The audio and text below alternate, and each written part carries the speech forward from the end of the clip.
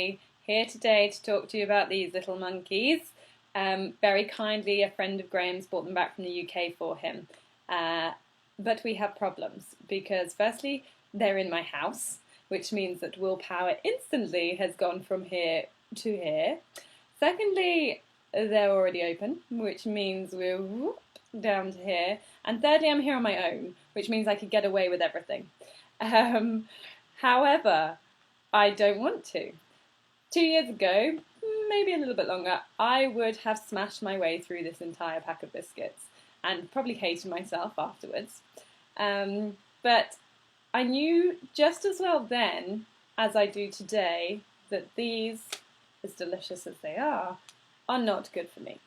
So what's changed? How can I make a decision then, knowing exactly the same, and make a different decision now? And that's really the key to making healthy choices. What can we change to make sure that we make the right choices without feeling like we're just depriving ourselves of things that we want?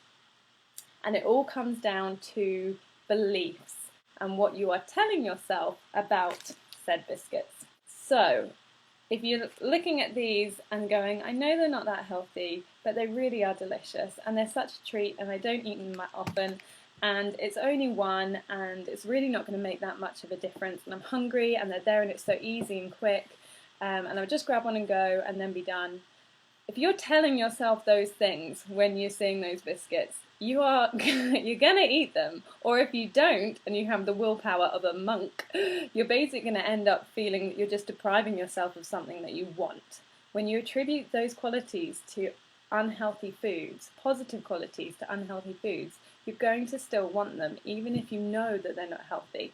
If, however, you look at the biscuits and you go, okay, I know you're not healthy, and you're probably going to give me a headache in about 5 minutes from all the refined sugars, and I know that I'm going to get a bit bloated and achy from all the gluten, but even if you don't have symptoms, you know that your energy is probably going to suffer from it, and you're going to have a bit of a lull. And actually, will you just have the one? You know what you're like. And you don't want to do that. It takes you steps further away from where you're trying to get with your health goals.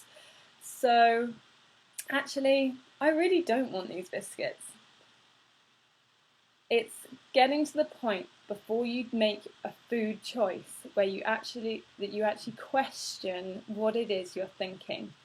What process are you going through to make the choice?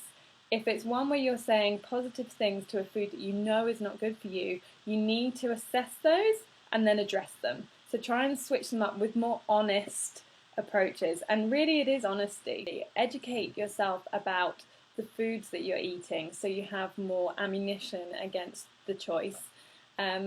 But also just question some of the untruths that you're maybe telling yourself with regarding those foods. Doing that and finding the honest reflections is going to make you make healthier choices that you're more comfortable with and that don't leave you feeling like you've just deprived. Try and assess how you're thinking about things, and next time you go to eat the biscuits, just maybe think again.